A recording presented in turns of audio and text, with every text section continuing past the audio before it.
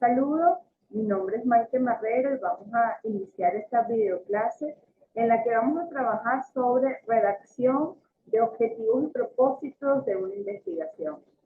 Elemento fundamental al momento de plantearse cualquier forma de investigación, y esto es aplicable tanto para la modalidad de cualquier escrito académico, entiéndase artículos, informes técnicos, trabajos de grado, tesis. Voy entonces a compartir la primera postura que debemos estar revisando cuando pensamos en la redacción de los objetivos, es cuál es el paradigma de la investigación en la que yo estoy empezando a cimentar mi trabajo. Si mi planteamiento es un planteamiento bien riguroso, basado en elementos estadísticos, basado en la aplicación de test, basado en la aplicación de encuestas, entonces mi paradigma seguramente es el paradigma positivista. Y si por el contrario yo voy a aplicar entrevistas en profundidad, me interesa estudiar un fenómeno, un estudio de caso, pues seguramente mi paradigma es interpretativo.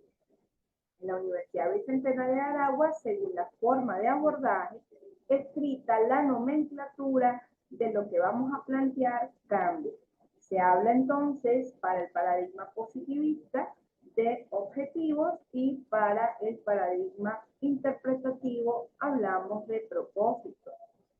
Entonces ya con conocimiento de esto, entonces podemos decir que en un primer capítulo de un trabajo de investigación, cuando se definen los propósitos o en lo que llamamos también fase 1, hay dos tipos que debemos decir. El objetivo general, que se deriva de una pregunta de investigación, de eso que tú quieres preguntar, de esa gran interrogante que quieres responder, y se expresa muy parecido a lo que es el título de la investigación. Tiene los elementos, al menos desde el punto de vista de las palabras específicas del objeto de investigación, son las mismas. De él se desprenden unos objetivos específicos que tienen una característica: ellos son secuenciales, es decir, que para pasar de uno al siguiente debes haber cubierto el anterior. Te llevan al logro del objetivo general y se piensa que a nivel de pregrado no deberían exceder los 3 objetivos. ¿Cómo se estructura? ¿De qué manera se hace? Hablamos entonces de una acción cognitiva, que es el verbo en infinitivo. Se sugiere utilizar la lista de los verbos duros según Balestrini, y allí vas a poder visualizar algunos ejemplos, como establecer, diferenciar, también está determinar, proponer, diseñar, son los que más se acercan a esa lista de verbos. Luego tienes el objeto de estudio, más el campo, que es el contexto en el que tú estás desarrollando el trabajo, y esto te lleva al objetivo general. Aquí tienes un ejemplo: proponer estrategias comunicacionales dirigidas al clima organizacional de la empresa XO. Allí se ven claramente los momentos a los que estoy haciendo referencia arriba en esa estructura.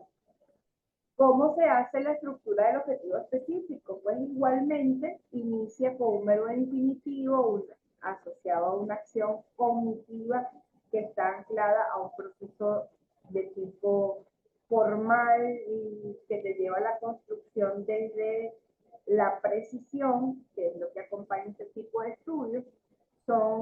Debe ir acompañada de los elementos del objeto de estudio. También te lleva a la inclusión de determinar las características del campo. Veamos el ejemplo: diagnosticar la situación actual de la comunicación organizacional en la empresa XO. Ese sería un ejemplo de cómo construir esos objetivos específicos, que ya dijimos que son varios. Entonces vamos a verlo cómo se plantea desde una postura cualitativa, o también llamada el paradigma, o llamado en la UBA paradigma interpretativo. Entonces tenemos dos apartados, el propósito general, que se deriva igualmente de la pregunta de investigación y que también se familiariza o se relaciona con el título de la investigación. Y tenemos los propósitos específicos que igualmente son secuenciales, también me llegan al logro del propósito general y también se piensa que deben ser tres. Es decir, que si vemos que las diferencias no son muchas, ¿no? Es más que todo el nombre que se le da. Si vemos cómo se constituye, igualmente va acompañado de un verbo, pero este verbo tiene que ver con verbos blandos. Repito, el material del que estoy tomando esa clasificación es el material de Miriam Balestrini. Ella hace esa clasificación y propone unos verbos. Y entonces dice que, por ejemplo, el verbo interpretar, el verbo develar, tienen una connotación más suave desde lo que queremos considerar como propósito general de la investigación. Y veamos el ejemplo. Develar el significado del discurso acerca de la violencia familiar en niños y niñas del Centro de Educación Inicial Sol Naciente. Fíjense que aquí colocamos los elementos del contexto, cosa que no hacemos en el título. Importante retomar ese concepto del video pasado.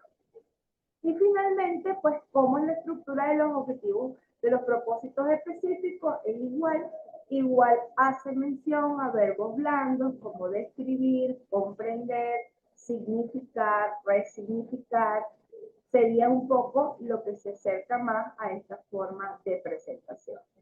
Para no aburrirlos con ampliando muchas más explicaciones, los invito a consultarme sus preguntas a través del foro de dudas, a través de la mensajería privada y espero escucharlos pronto. Hasta luego.